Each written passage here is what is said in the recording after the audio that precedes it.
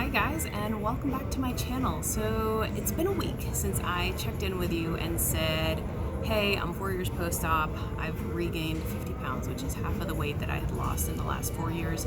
And I am recommitted to reconnecting with my why and becoming a healthier person. So I thought I would check in. In this week, I have lost 5.6 pounds, which is crazy. That's like the biggest loss I've seen in a week since July.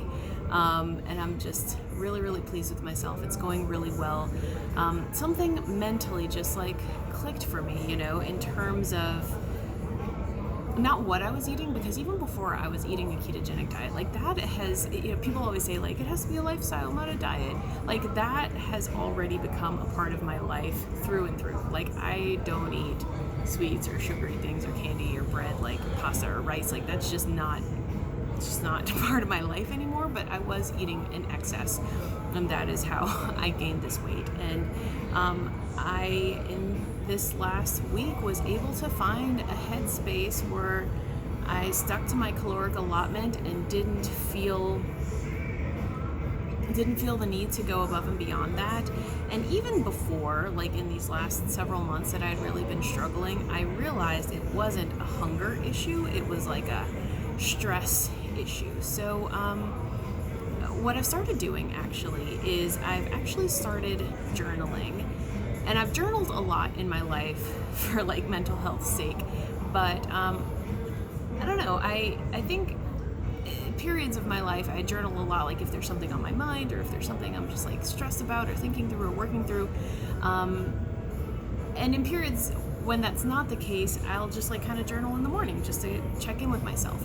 Well, I found that my not trigger eating, but this kind of anxious eating that I was going through was late at night. I talked about this last week, that every single morning I wake up with resolve and determination to stay on track and eat on my calories and eat only what I track and stay on plan.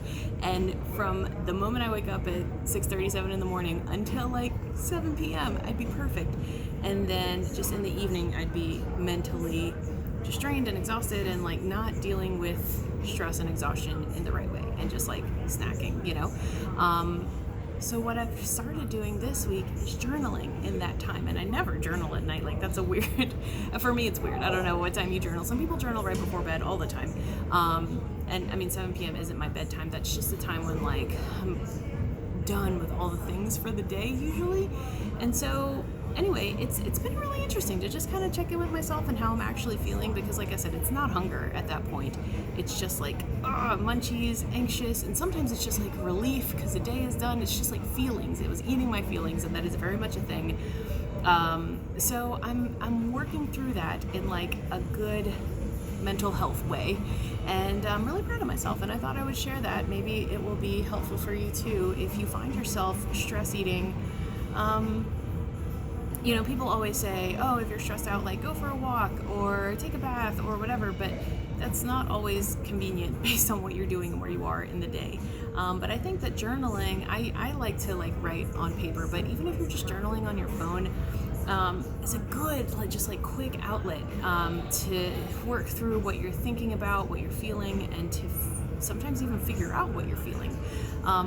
So I don't know if this sounds too hippy-dippy woo-woo for you, but it has been really helpful for me. So that is new thing that I'm embracing. Also, hi, I forgot my intro. If you're new here, I had vertical sleeve gastrectomy, which is a weight loss surgery, back in October of 2016. My high weight starting weight day of surgery was 265, although I did see 269 right before surgery. I'm 5'8". I'm now 34 years old.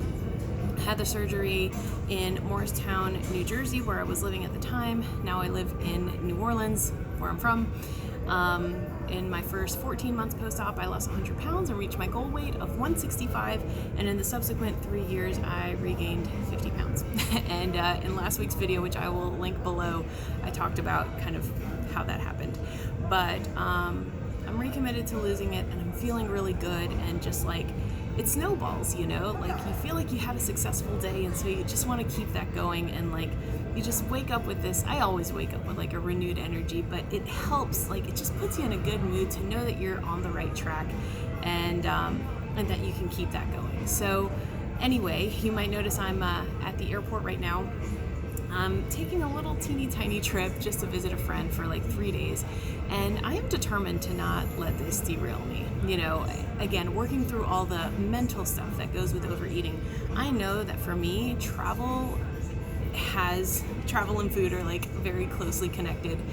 And that's not something I want to lose or do away with. I don't ever want to be like, I just eat to live kind of person. Like, I think it's okay to find joy in food and sharing a meal and like that socialization aspect. I think that's a good and healthy and natural part of being human. But at the same time, it's about finding that balance and not going overboard, right? And like, for instance, my dad passed away when I was 18. I've talked about this a lot, but like, my parents loved to travel. They're total foodies. Like, when we would travel, go to Europe or whatever, like, we would plan the whole trip around where we were going to eat. For me, like, travel and eating different things, exotic things, exciting things, the best restaurants, just like, it's just part of it, And so now my husband and I travel a lot, and I realize I kind of default into that mindset. So anyway, this trip is going to be short. I'm just visiting a friend, so I'm like staying at his house. I'm not like at a hotel, which is helpful too, I think. But I'm determined to stay on track and continue being a healthy person and continue feeling well. And I can partake in the joy of food and the joy of food while traveling and the joy of socializing with friends over a meal without going overboard, without going to excess, without ordering dessert, without eating the bread that comes, to the table. Like, I can still enjoy a wonderful, delicious meal. And I have many, many, many times, and I will continue to do that. So that is my goal for this week, effectively. And I will check in with you next week and let you know how it went. But I just wanted to thank you all too for all of your support. And I was very nervous about posting last week's video, but I got so many kind words and notes of encouragement. And if what I'm posting is any way helpful to you, like, that just brings me so much joy, and that is why I continue posting. Just because I've always been so thankful for what this community provides for me, and I just want to give back a little bit, be a little part of that, just add my voice to the list of voices that are out there. I do also want to mention that there are a ton of people who are, maybe not a ton, but like several, many people who are 3, 4, 5 years post-op who are still documenting their journey, who are talking about their regain, who are talking about their plans to continue living a healthy life. A lot of the comments I get are like, wow, you're the only person I have found who's 4 years post-op and still talking about this. I'm going to link a few below because you should check out their channels. These are ladies who have become friends of mine throughout the years, who all had surgery around the same time I did, who are still talking about this. It is still out there. It is still relevant. So, that's the beauty of social media. I think it's so wonderful to be able to connect with people who are helpful to you, people who are like-minded, and maybe even to see opinions and viewpoints and lifestyles that are different from yours. I think that's really helpful too. So I'm going to link a couple channels below. I'm also, I think I said this, linking last week's video if you're interested in like, the culmination of this thing. But anyway, yeah, down 5.6 pounds. I'm so excited. I'm also just really happy because I haven't taken a vacation like at all this year. I don't know. I mean, I'm rambling at this point. Thank you for watching, and I will talk to you soon.